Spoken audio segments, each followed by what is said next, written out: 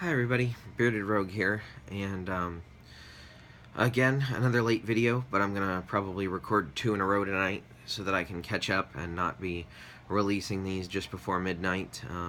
Still haven't missed a day, but it's been really close, and I'd like to kind of get a bit of a buffer now that I'm not traveling for work or for Gen Con or anything like that. Anyway, regardless, something arrived in the mail today that has totally made my weekend. This is Vast, the Crystal Caverns, at one point known as Trove, the Crystal Caverns. The black and white sleeve here is Kickstarter exclusive. It's really the only Kickstarter exclusive that I'm aware of. Here's the normal cover that everybody else has. This is a game that I mentioned in my Gen Con haul that I did not pick up, mostly because I wanted them to be able to sell all of their copies to everybody and their brother. Also because I already had a Kickstarter edition on the way. So, a little bit over a year ago, I was still fairly new to Twitter, trolling around on Twitter, and I was seeing a whole bunch of conversation around this asymmetric dungeon crawl game, Trove. I was like, that sounds really neat. Asymmetric dungeon game. And the more I looked into it and checked it out on Board Game Geek and looked at the thread that was there, the work in progress thread, the more I saw that this asymmetric dungeon crawl, here's the player board for the night, this asymmetric dungeon crawl was completely unlike anything I'd ever seen. And when I say asymmetric, every player is playing a different game. It's not just a matter of everybody's using the same components in the same way. It's quite literally everybody has a totally different mechanism for how they interact with the world. Like the knight and then the goblin's player board is totally distinct and unique. And then the dragon and the cave here. Like, yes, you can play as the actual environment that you're in. And then the thief here is the 5th player. This is the one I played in the game I played at Gen Con. But each one plays totally different. Like, one's almost a hand management, resource management game. One of them is an action point management system. And they all have their own different end goals. They don't accomplish things the same way. The knight is looking to kill the dragon, for example. The goblins are looking to kill the knight. The dragon's just kind of looking to wake up and get out of the cave before anybody kills him. The thief is just trying to gather enough treasure to break his curse of endless life that has him trapped in the cave.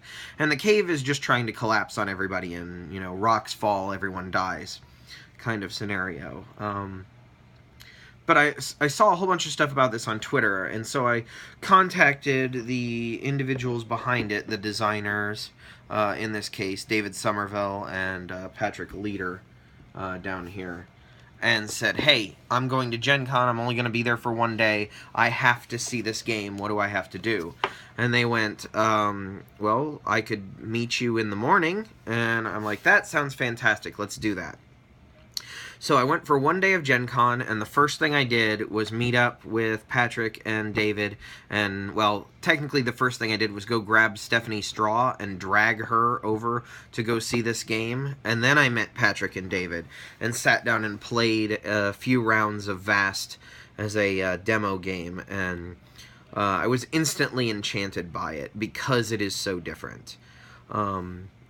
So, things that I love about this game. I'm going to limit myself to 3 things, because that's what most of my lists have been in the past. I can probably find more than that, but first thing I love about this game, it is asymmetric. Asymmetric design is incredibly difficult to design, and every role in this game is completely different than everything else, as I've already said. So the amount of time and effort and care and thought that had to go into designing this game, in and of itself makes me really appreciate it as a designer. They made sure that all of the classes, all the different roles have an opportunity to win. And in the games that I've been involved in, everybody's kind of right there at the end. The game that I played at Gen Con, the Cave was a little bit behind, mostly because he didn't strategize where he was placing the tiles quite as much as he could have. But that's because he didn't know what everybody else did as of yet. And that's because things are so different that you can't just go, oh, well, I can do X, Y, and Z, so everybody else around the table can do X, Y, and Z, so that's what I'm planning around. No, everybody else is doing A, B, C, and D, E, and F, and, you know, totally different things than you. So while there is a bit of a learning curve as to what other players can do, just the asymmetric nature of it is really charming to me. Second thing I love about this game, again, still limiting myself to 3, but the second thing I love about this game is that it inherently balances itself. So all of the roles are doing their own thing, but all of them are heavily interactive with the other roles. The knight isn't just wandering around doing his own thing trying to kill the dragon. Like, the knight is also trying to evade the goblins. The knight is also exploring the cave. The cave has to be fully explored before it can start collapsing. So the knight is, like, being incentivized by the cave. The cave's leading little treasure paths in his way to, or her way, technically. The knight is a she in this game. Leaving little treasure troves around to try to lure the knight to explore the depths of the cave more, so that the cave can start doing its whole collapsing, rocks fall, everyone dies thing. You know, the goblins are trying to kill the knight, but they're also trying to avoid the dragon, because the dragon can eat them in order to try to wake up a little bit faster.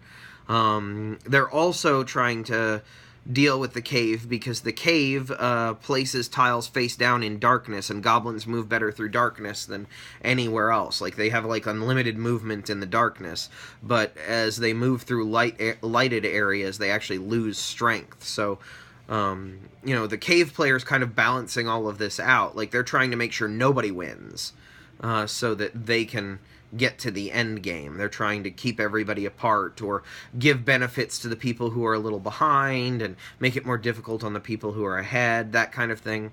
Like, the thief early on, when I played him, felt like a punching bag. Like, he was there for everybody else to gain some early momentum.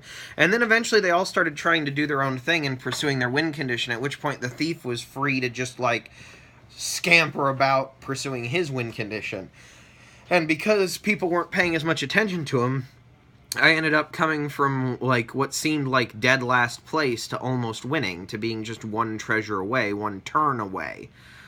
Because there was a treasure within distance of the start tile where my thief was located, and all I had to do was go get it and get back, and I would have actually won. So it's balanced by the actions of the players, and that's something that a lot of games don't really have.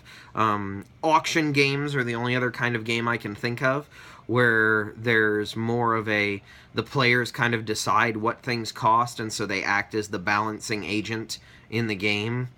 In this case, everybody is balancing everybody else out, and you're constantly kind of having to keep your head on a swivel to see which person you need to knock down a peg to get a little bit more time to get the upper hand. Really awesome way to balance a game. Means that everybody's kind of in it until the end. I've seen some people complain about downtime, that there's a lot of stuff that goes on other people's turns. I think that'll go away as people learn how to play, and you're incentivized to pay attention to what they're doing on their turns, so that you can either use that to your advantage, or to knock them down a peg if they need it. So the third thing I like about this is that what everybody does on their turns is really easy. None of the individual roles are difficult to play. I think after you've played one game of it, you will have the hang of whatever role it was that you played, and at that point, it's system mastery. Like, you know the basics, and now it's time to figure out exactly how much you can err on this side or this side of the knife's edge, you know? How often do you have to build up your goblins? How often do you attack the knight? Do you purposefully keep some of your tribes near the dragon so that the dragon can pick up speed and cause the knight to be a little bit more reckless? Like, I think that's where the real mastery of the game is going to come in, is once you've played your role and you know how it works. But I think one playthrough is enough to really get how a role works. I think if you tried to switch roles every game, it would be quite a while before you could get used to it, and it'll take a while, period, just to understand how everything interlocks. But the actual gameplay of your role is really simple. Like, none of them are overly complex. You know, it's spend some action points, or draw some cards and use them to complete sets, or draw some tiles and use them to do some things, place some treasures. You know, it's very simple turns. And once everybody knows how to play their role, the turns are going to go very fast. There's not going to be a lot of AP in this game. It doesn't have a lot of space for that to occur. It's much more a question of, what do I need to do to succeed in my goal, and who is too close to succeeding in their goals, and do I need to knock them down a peg, or can I trust one of the other people to do it? It can feel like a little bit like gang up on the leader at points, because everybody's trying to knock the same person down a peg. But what usually ends up happening, and the way the roles are created, is that they always go in the same order: knight, then goblins, then dragon, then cave, then thief, and then back around in the circle. They're set up so that the person immediately after the person who just went has a really good opportunity to knock them down a peg. You know, the goblins have a chance to attack the knight, the dragon has a chance to eat some goblins, the cave has a chance to mess with everybody, the thief has a chance to see where everybody is and then kind of go in the opposite direction and sneak off.